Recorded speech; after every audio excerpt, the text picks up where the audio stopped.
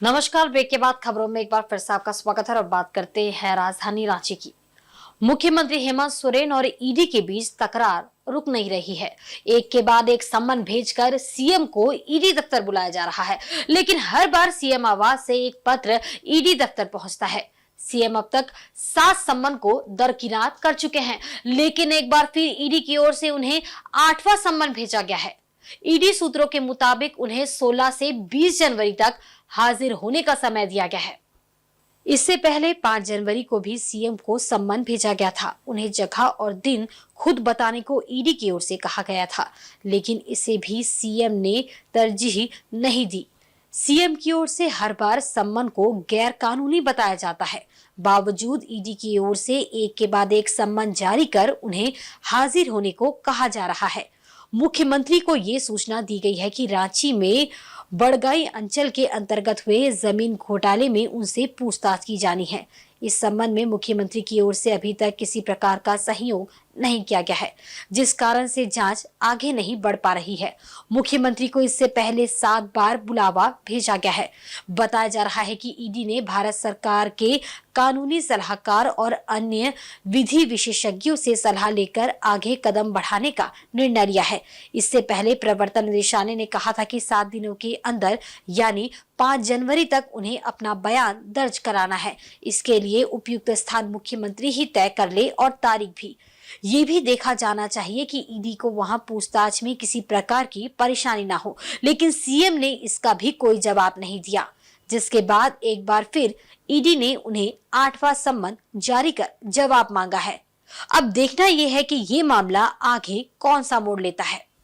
इधर झारखंड के रांची स्थित भाजपा कार्यालय में प्रदेश स्तरीय मीडिया कार्यशाला का विधिवत उद्घाटन दीप प्रज्वलित कर किया गया। इस कार्यशाला में वर्तमान राजनीतिक हालात पर चर्चा की गई, साथ ही मीडिया में पार्टी से जुड़े मुद्दों को रखने के तौर तरीकों पर भी चर्चा की गई। इस कार्यशाला में भाजपा प्रदेश की मीडिया टीम, प्रवक्तागण के साथ जिला मीडिया प्रभारी, सभी मोर्चों के मीडिया प्रभारी एवं प्रवक्ताओं ने भाग लिया। वहीं इस कार्यक्रम में पार्टी के प्रदेश अध्यक्ष एवं पूर्व मुख्यमंत्री बाबूलाल मरांडी, प्रदेश संगठन महामंत्री करमवीर सिंह एवं राष्ट्रीय प्रवक्ता सैयद जफर इस्लाम शामिल हुए। राष्ट्रीय प्रवक्ता सैयद जफर इस्लाम ने कहा कि समय समय पर मीडिया कार्यशाला का आयोजन किया जाता रहा है। उन्होंने बताया कि कार्यशाला में वर्तमान राजनीतिक हालात पर चर्चा की गई। इसके अलावा मीडिया में पार्टी से जुड़े मुद्दों को रखने के तौर तरीकों पर भी चर्चा की गई, ताकि पार्टी को इसका लाभ मिल सके। संगठन में इस तरह के कार्यशाला के लिए हर साल में 2-3 बार होता है। झारखंड में ये पहली बार नहीं हुआ, इससे पहले भी हुआ है, लेकिन जाहिर है कि हम पॉलिटिकल पार्टी हैं, अगर कार्यशाला करते हैं तो पॉलिटिकल बात ही करते हैं और हमारी मीडिया की स्ट्रैटेजी पे डिस्कस करते हैं, अपने आप को मीडिया में और कितना अच्छे से रखें उसके बारे में चर्चा करते हैं। ये कार्यशाला में जो बहुत सारी चीज़ें जो है हमें करना चाहिए उसके बारे में चर्चा करते हैं। देखिए, जहाँ तक कांग्रेस का सवाल है, कांग्रेस जो है हर चीज़ में राजनीति ढूंढती है। ये आस्था का सवाल है। कांग्रेस पार्टी को न्योता दिया गया था, इनविटेशन आया था, उन लोगों ने नकार दिया। उन्होंने पब्लिकली नकारा है। तो मुझे लगता है कि देश की जनता जिसको राम में आस्था है, राम मंदिर में आस्था है, उनको कहीं न कहीं ठेस पहुँचा है। वो चुप भी रह सकते थे, लेकिन उन्होंने जो सार्वजनिक तौर से इसको ठुकराया है, उससे उनकी मानसिकता दिखती है और मुझे लगता है देश की जनता उसको इनका सबक। वहीं राजधानी रांची के समाहरण न्यायालय से सभागार में आगामी गणतंत्र दिवस के आयोजन को लेकर तैयारियां तेज हो गई है। इसे लेकर रांची के उपायुक्त ने संबंधित अधिकारियों के साथ बैठक की। इस दौरान आयोजन की तैयारियों पर विचार विमर्श करते हुए उपायुक्त ने अधिकारियों को कई जरूरी दिशा निर्देश दिए। बैठक के उपरांत रांची के उपायुक्त राहुल कुमार सिन्हा ने कहा कि प्रत्येक वर्ष की भांति इस वर्ष भी गणतंत्र दिवस की तैयारियां पूरी तरह से दुरुस्त रहेगी। इसे लेकर सभी विभाग के संबंधित पदाधिकारियों को दिशा निर्देश दिया गया है कि इसकी तैयारी सुचारू रूप से की जाए। इस वर्ष समारोह स्थल पर आगंतुक गैलरी लकड़ी के बजाय स्टील पोर्ट की बनी होगी, ताकि आगंतुकों को आरामदायक सुविधा प्रदान किया जा सके। साथ ही उन्होंने बताया कि मुख्य मंच के दोनों तरफ लगभग 600 लोगों के बैठने की तैयारी की जा रही है। परेड में 15 प्लाटून और 4 बैंड शामिल होंगे। इस वर्ष समारोह को लेकर आगामी 16 जनवरी से 24 जनवरी तक परेड रिहर्सल होगा। आगामी गणतंत्र दिवस की तैयारियों को लेकर जिले के सभी अधिकारियों के साथ अभी समीक्षा बैठक की गई है और हर वर्ष की तरह इस बार भी सारी तैयारियां बिल्कुल चाक चौबंद ही रहेंगी। हर एक विभाग की अपनी अपनी जिम्मेवारी हैं। जैसे रोड डिपार्टमेंट को यह जिम्मेवारी दी गई है कि मोराबादी ग्राउंड में आने जाने वाले जितने भी रास्ते हैं उनकी समय मरम्मती सुनिश्चित करा के रखेंगे। नगर निगम की यह जिम्मेवारी रहेगी कि पूरे इलाके की साफ़ सफाई पर अच्छा खासा ध्यान रखेंगे और जगह जगह पे जहाँ पे कि रोड्स को मरम्मती की ज़रूरत है उनको टाइमली मरम्मत करा के रखेंगे। डिवाइडर्स की पेंटिंग कराना सुनिश्चित करा के रखेंगे और जो जनरल साफ़ सफाई होती है उसका ध्यान रखा जाएगा। इस बार एक नया प्रयोग यह किया जा रहा है कि पहले के वर्षों में स्पेक्टेटर्स गैलरी जो कि लकड़ियों की बनाई जाती थी उसको इस बार चेंज कराकर स्टील पोल्स का करवाया जा रहा है, जिससे कि देखने में लुक भी काफ़ी अच्छा है और जितने भी स्पेक्टेटर्स होते हैं उनको बैठने में भी बिल्कुल सुविधाजनक एहसास उपलब्ध हो जाए। इसके अतिरिक्त मेन मंच की पूरी तैयारियां हो रही हैं। उसके दोनों साइड में 600 लोगों के बैठने की व्यवस्थाएं की जा रही हैं और जितने भी डिग्निटरीज अपने अपने रैंक्स एंड प्रोटोकॉल्स के अनुसार आमंत्रित किए गए हैं उनको बैठाने के लिए भी एक टीम खासतौर पर डिप्यूट कराई गई है जो कि मेजर डिग्निटरीज को उनके घर से रिसीव भी करा कर लाएंगे और उनको उनके लिए निर्धारित किए हुए स्थानों पर अच्छे तरीके से बैठाने की भी व्यवस्था सुनिश्चित करा के रखेंगे। इस बार 15 प्लाटून्स के द्वारा परेड किया जाएगा और उनके साथ 4 बैंड्स भी उपलब्ध रहेंगे। तो इन सभी टीम्स की जो ड्रेस रिहर्सल है वह 16 तारीख से शुरू कराई जा रही है। 16 तारीख से लेकर 24 तारीख तक मोराबादी ग्राउंड में प्रत्येक दिन सवेरे 7 बजे से लेकर 10 बजे तक परेड का रिहर्सल होगा। 25 तारीख एक रेस्ट डे रहेगा और उसके बाद 26 तारीख को उनका फुल टेस्ट कार्यक्रम किया जाएगा। यहाँ पर जितनी भी उद्घोषिका जितने भी अनाउंसर्स हैं उन सभी को भी पहले से ही पूरी तरीके से तैयारियां कर लेने का दिशा निर्देश दे दिया गया है और हम उम्मीद करते हैं कि अपने ड्रेस रिहर्सल के समय ये सभी कंटिजेंट्स के साथ एक अच्छा कोऑर्डिनेशन स्थापित करके रखेंगे। इधर पूर्वी सिंहभूम जिले के घाटशिला के चाकुलिया प्रखंड के श्याम सुंदरपुर थाना क्षेत्र में NH18 के किनारे केरू कोचा हाट मैदान में मकर बाजार में भीषण आग लग गई। इसे देखते ही देखते अफरा तफरी मच गई। वहीं घटना में काफी नुकसान भी हुआ। बताया जाता है कि हाट में मकर पर्व को लेकर ग्रामीण खरीदारों की काफी भीड़ खरीदारी करने पहुंची थी। इस हाट में मकर पर्व को लेकर पटाखे की दुकान भी लगाई गई थी, जिसमें अचानक आग लग गई। पटाखा दुकान में आग लगने से आसपास के दुकानों में भी आग लग गई और देखते ही देखते आग की लपटें तेज हो गई। इसकी चपेट में वहां खड़े दर्जनों बाइक और अन्य वाहन भी आ गए और सभी वाहन जलकर खाक हो गए। वहीं अचानक हाट में चारों तरफ रॉकेट पटाखा उड़ने लगे। जब तक लोग कुछ समझ पाते तब तक हाट में पूरी तरह से अफरा तफरी मच गई और लोग इधर उधर दौड़ने भागने लगे। बाजार में आग लगने से और लगातार पटाखे की आवाज आने से हाट बाजार में पूरी तरह से अफरा तफरी मच गई। हालांकि गनीमत इस बात की रही कि इस घटना में किसी भी तरह की जान माल की कोई क्षति नहीं हुई। जुटा नहीं, हम लोग थोड़ा सा अपना व्यक्तिगत बात कर रहे थे। अचानक देखिए कि थोड़ा सा आग का एक ठो धुआं निकल रहा था। जब धुआं निकलते हम लोग को भी पता नहीं चला, लेकिन वो दुकानदार इधर फेंक दिया। जो फेंकने के कारण वो जो हवाई टाइप का जो नहीं रहता है बम ठो, वो एकदम मैंने क्या बोला गोली का फायरिंग जैसे इधर उधर होने लगा। तो हम लोगों को समझने का मौका भी मिला नहीं, कैसे आग लगा नहीं लगा हम लोग को समझ में नहीं आ रहा। तो कितना क्या जल गया यहाँ पे? खाली भी ये पटाखा और मोटरसाइकिल तेरे को और एक तो जो पहले हाथी गाड़ी है ना क्या है सामने इतनी है। क्या नाम है? मकर संक्रांति का त्योहार खाने पीने के मामले में विशेष रूप से समृद्ध होता है। इस त्योहार में चूड़ा, दही, गुड़, तिलकुट, तिल के लड्डू, मुढ़ी लड्डू आदि खाने की परंपरा है। इस बीच जमशेदपुर में मकर संक्रांति की तैयारियां तेज हो गई है। बाजारों में तिलकुट की सौंधी खुशबू आने लगी है। वहीं तिलकुट की सारी दुकानें सज गई है। दूसरी ओर कुछ कारोबारी कारीगरों से तिलकुट तैयार करवा रहे हैं तो कुछ तैयार तिलकुट खरीद कर बिक्री कर रहे हैं। ज्यादातर लोग खुद तैयार कर तिलकुट बिक्री करने का काम करते हैं। शहर के कई इलाकों में व्यापारी गया के कारीगरों को तिलकुट तैयार करने के लिए बुलाते हैं। गुड़, चीनी व खोआ वाले तिलकुट के साथ काले तिल के लड्डू की डिमांड इस त्योहार में ज्यादा रहती है। कारीगर रोज 20 किलो से अधिक तिलकुट तैयार कर रहे हैं। तिल के दाम बढ़ने से तिलकुट की कीमतों में 35 से 40 रुपए तक की बढ़ोतरी हुई है। गया के तिलकुट के नाम और स्वाद से सभी परिचित है। वैसे तो ठंड शुरू होते ही तिलकुट की बिक्री शुरू हो जाती है, पर मकर संक्रांति से पहले इसकी बिक्री तेज हो जाती है। गया से तिलकुट बनाने वाले कई कारीगर शहर पहुंच गए हैं। सांची, बारेडी, बिष्टुपुर, स्टेशन रोड, मानगो के आसपास तिलकुट की दुकानें सज गई है और खरीदार भी पहुंचने लगे हैं। इसमें यही खासियत है कि साफ सफाई से काम होता है, बढ़िया फ्रेश तिलकुट बनता है। और ये लोग कब बुलाते हैं सब ये कारीगर? आते हैं आपको 2 महीना 1.5 महीना पहले। नहीं, डिमांड ठीक है, डिमांड इसका बहुत बढ़िया है। और क्या नाम से बिकता है ये तिलकुट? ये राहुल तिलकुट का नाम से राहुल तिलकुट भंडार है। रेट क्या है इन सब? रेट अभी ये मान लीजिए 280 रुपया गुड़ का, चीनी का 260 रुपया, यही रेट है फिलहाल अभी। वहीं सरायकेला खरसपा जिला इन दिनों लगातार चोरी और छिनतई के लिए चर्चा में है। जिला मुख्यालय सरायकेला और आदित्यपुर के बाद ईचागढ़ थाना क्षेत्र में भी चोरी की घटना को अंजाम दिया जा रहा है। ताजा घटना ईचागढ़ थाना क्षेत्र की है, जहां मिलन चौक पर एक रासायनिक खाद व्यवसायी की दुकान के आगे 4 दीवारी से बुलेरो पिकअप वैन को लेकर चोर फरार हो गए। ईचागढ़ थाना में वैन चोरी की इस घटना को लेकर अज्ञात पर मामला दर्ज किया गया है। वहीं पुलिस जगह जगह छापेमारी करने में जुटी है। इधर चोरी की घटना की सूचना मिलते ही थाना प्रभारी गौरव मिश्रा दलबल के साथ घटनास्थल पर पहुंचे और मामले की जांच में जुट गए। उन्होंने अगल बगल की दुकानों में लगे सीसीटीवी फुटेज को भी खंगाला। घटना के संबंध में मिली जानकारी के अनुसार शुक्रवार की देर रात रासायनिक खाद व्यापारी सदानंद साहू ने अपनी बुलेरो पिकअप वैन को मकान के आगे 4 दीवारी के भीतर रख दिया था।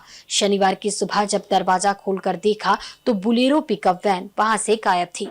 सदानंद साहू अपने सहयोगियों के साथ अगल बगल में खोजबीन की तो कहीं वाहन नहीं मिला। उन्होंने इसकी सूचना ईचागढ़ थाना प्रभारी को दी। खोजबीन के बाद भी उक्त वाहन नहीं मिलने पर सदानंद साहू ईचागढ़ थाना में अज्ञात चोरों के खिलाफ मामला दर्ज कराया। बहरहाल पुलिस मामले की जांच में जुटी हुई है। बोलेरो पिकअप वैन अपने घर के आगे बाउंड्री के अंदर रखे थे।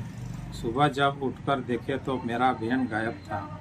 हम अपने स्तर से भी खोजे लेकिन नहीं मिला। बाद में ईचागढ़ थाना के खबर को दिया गया। पुलिस भी जांच कर रही है।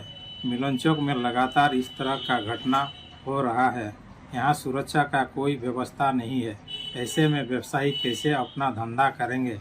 यहाँ सुरक्षा का व्यवस्था होना चाहिए। और इधर मकर संक्रांति को लेकर चक्रधरपुर में जमकर तिलकुट की खरीदारी हो रही है। बाजार में तिलकुट बिक्री में रौनक लौट आई है। लोग काफी संख्या में तिलकुट की खरीदारी करने बाजार पहुंच रहे हैं। चक्रधरपुर के शहीद भगत सिंह चौक, नेताजी चौक और मेन रोड में कई जगह तिलकुट की दुकानें लग गई है, जहां दुकानदार तिलकुट कुटने में जुटे हैं। मकर संक्रांति में तिलकुट के साथ साथ दही व चूड़ा की काफी मांग रहती है। शहर में रेवड़ी, खास्ता, तिल पापड़ी, तिल लड्डू, खोआ, काला तिल समेत अन्य फ्लेवर वाला तिलकुट बनाया जा रहा है। वहीं तिलकुट की खरीदारी भी तेजी से हो रही है। दुकानों में तिलकुट बनाने में दिन रात लोग लगे हुए हैं। इस दौरान 250 से लेकर 400 रुपए तक विभिन्न प्रकार के तिलकुट बिक रहे हैं। इसमें साधारण तिलकुट, गुड़ वाला तिलकुट, तिल का लड्डू, तिल पापड़ी, रेवड़ी, खास्ता तिलकुट, खोआ और काला तिल लड्डू भी शामिल है। तिलकुट के ये सारे आइटम लोगों को खूब भा रहे हैं। मकर संक्रांति में गुड़ पीठा का भी एक अलग ही महत्व है। झारखंड में ग्रामीण इलाकों में विशेष रूप से इस पर्व के दौरान गुड़ पीठा बनाया जाता है। बदलते दौर में गुड़ पीठा बनाने की विधि भी बदली है, लेकिन जो स्वाद पुरानी विधि में है वह स्वाद नए आधुनिक दौर की विधि में नहीं है। वो कैसे, आइए जानते हैं। पुरानी विधि से गुड़ पीठा बनाने की प्रक्रिया देखने को मिली चक्रधरपुर के बांझी कुसुम गांव के पास स्थित केंद्रीय विद्यालय के शिक्षक नील अभिमन्यु के घर पर। यहाँ लकड़ी के चूल्हे पर ढेकी कूटा चावल को गुड़ के पाक में मिलाकर तला गया और स्वादिष्ट गुड़ पीठा बनाया गया। शिक्षक नील अभिमन्यु ने बताया कि ये हमारी संस्कृति का सबसे खास पकवान है, जो विशेष रूप से मकर संक्रांति के दिन बनाया जाता है।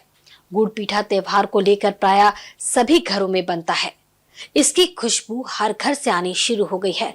त्योहार के दिन सभी एक दूसरे को इस खास पकवान को बांटकर मकर पर्व मनाएंगे। इतना ही नहीं, वैज्ञानिक दृष्टिकोण से भी गुड़ पीठा का अलग ही महत्व है।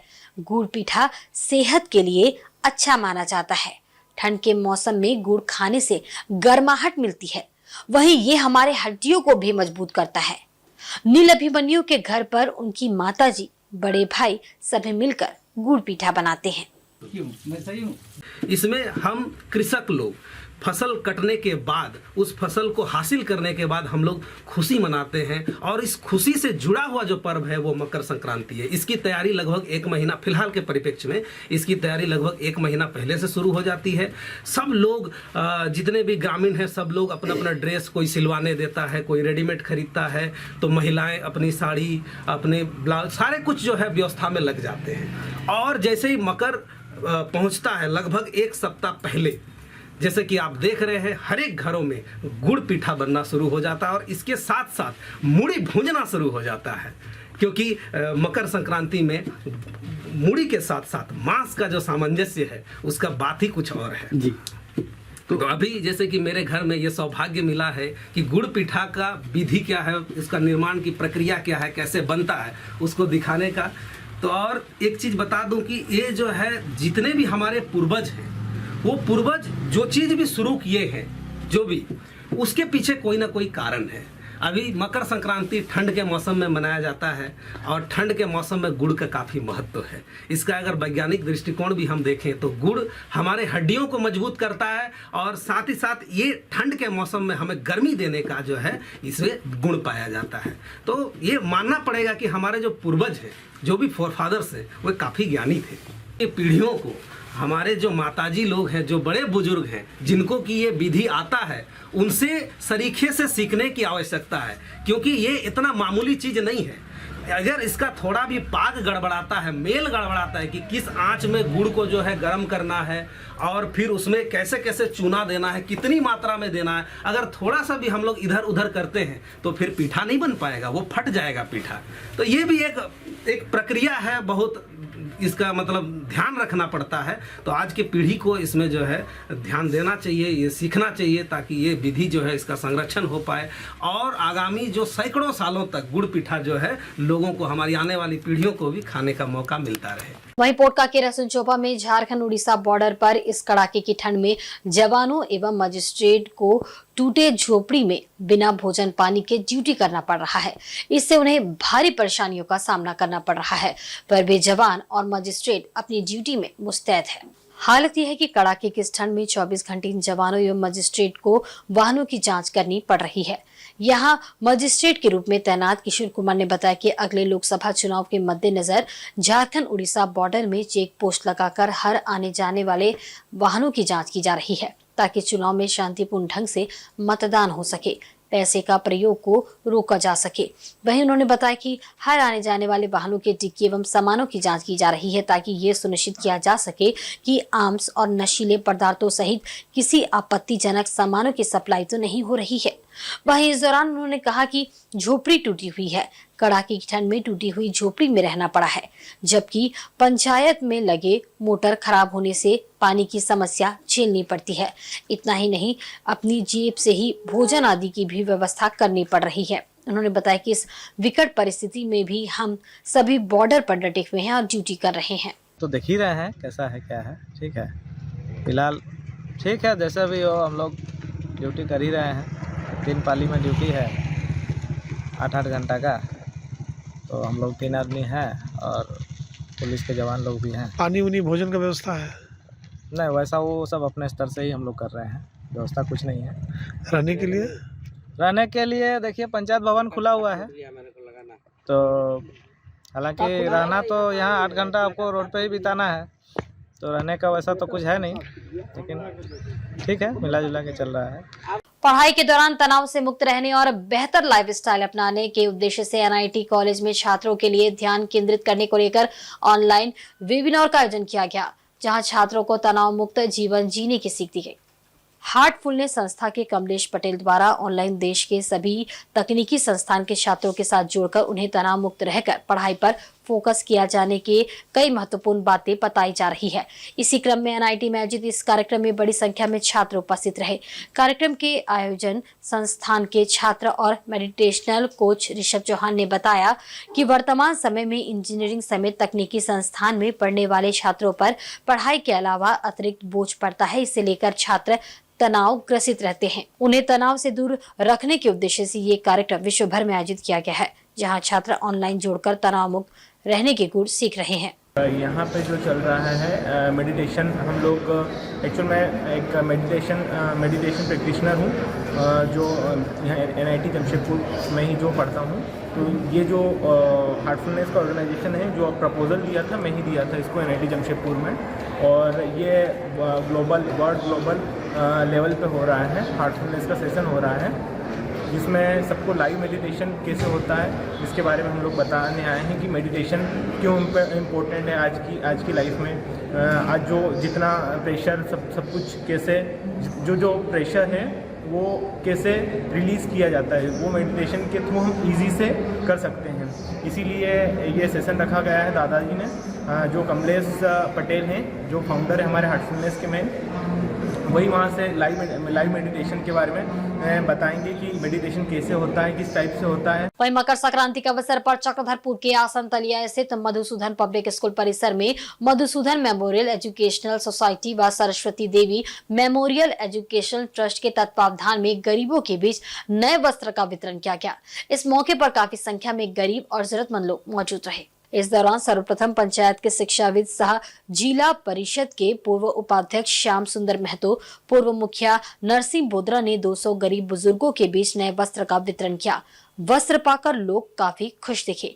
अपने संबोधन में जिला परिषद के पूर्व उपाध्यक्ष श्याम सुंदर महतो ने कहा कि मकर संक्रांति पर्व इस क्षेत्र का प्रसिद्ध पर्व है। इस पर्व में सभी लोग नए वस्त्र पहनते हैं। इसी उद्देश्य से प्रत्येक वर्ष लोगों के बीच नए वस्त्र का वितरण किया जाता है। इस मौके पर लक्ष्मण महतो, बलराज हिंदवार, नृपेंद्र महतो समेत सोसाइटी व ट्रस्ट के सदस्यगण मौजूद रहे। और मकर संक्रांति के अवसर पर चक्रधरपुर रेलवे क्षेत्र हरिजन बस्ती के रेड फोर्ट क्लब ग्राउंड में भगेरिया फाउंडेशन के तत्वावधान में 1 दिवसीय खेलकूद प्रतियोगिता का आयोजन किया गया।